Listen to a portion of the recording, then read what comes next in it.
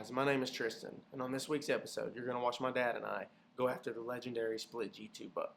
We have a ton of history with this deer, going back to 2015 when we first started getting trail cam pictures of him when he was a 3-year-old. We figured he was a 120s type buck that had a ton of potential going into the 2016 season. So finally, on August 30th, 2016, we got our first trail cam picture of this beautiful 4-year-old who blew up into a 140-inch typical 9-point with a split G2. So we took a chance and decided not to hunt this buck at 4, hoping that he would make it into the next season. So 2017 rolls around, and we start getting trail cameras up in the area that we knew he summered, and sure enough, there he was. And he didn't progress like we thought he would. He actually damaged one of his sides, and we decided to let him go that year. We got pictures of him all year long rutting and into late season. And finally, in 2018, we got the pictures that we've been looking for. He blew up into this big-bodied 6-year-old deer with a beautiful rack, and we knew it was time to hunt him. So we get everything prepped, we get all the food plots ready, and now we're just waiting on that cold front.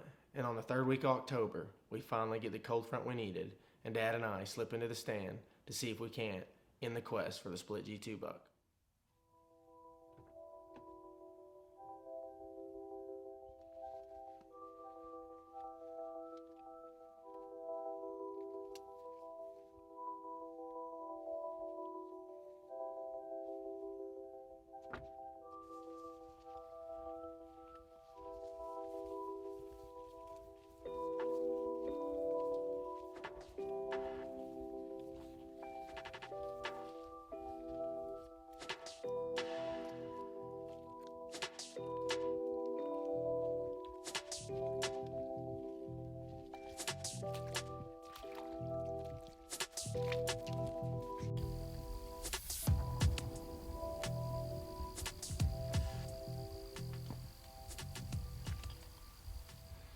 It's Friday, October the 19th. Rained all day.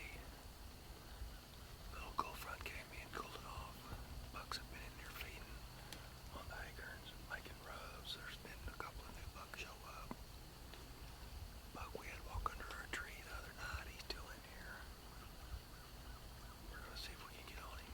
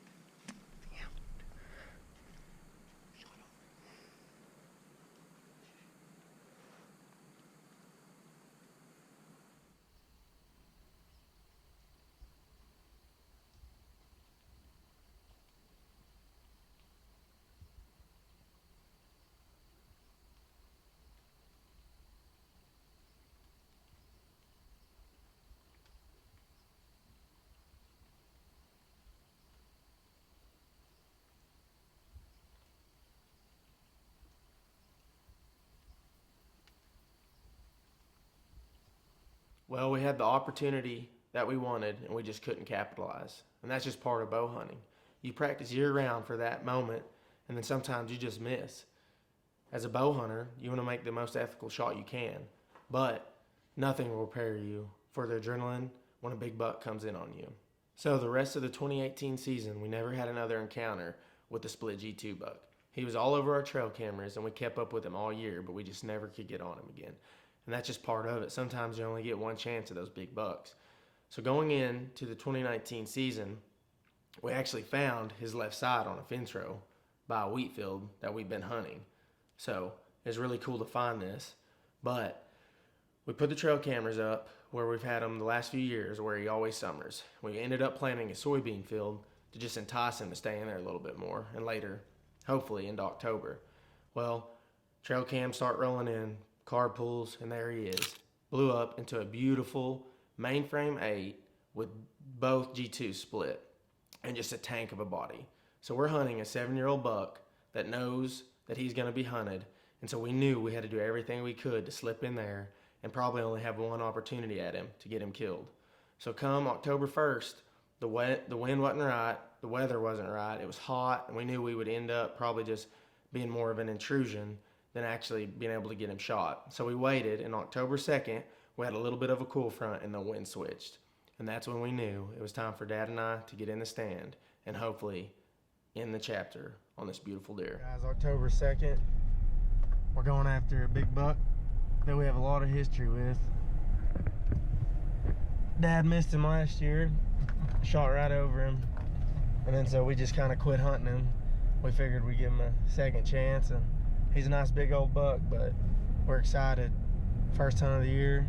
It's warm, but he's been in there a lot.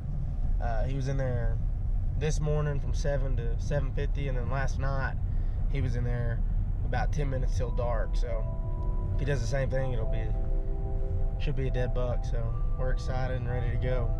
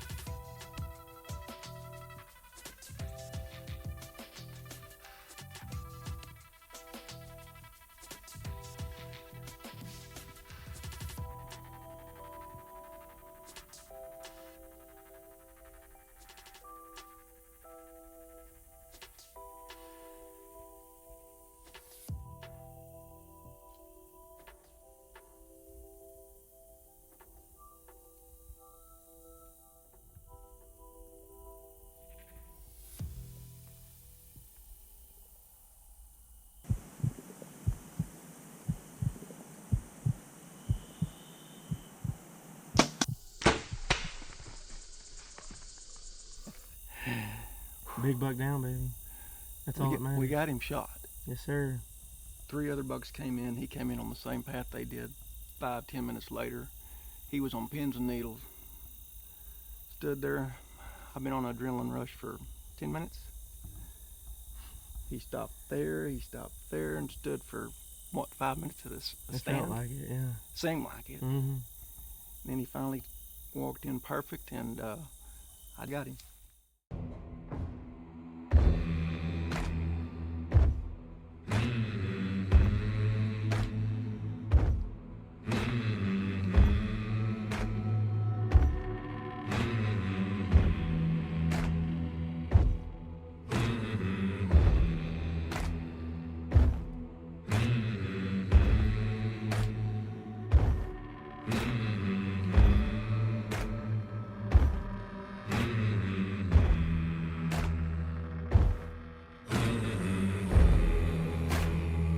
Thanks for tuning into this week's episode, and I hope you guys enjoyed the hunt. Make sure to follow us on Instagram at King Creek Whitetails, and make sure to smash that subscribe button.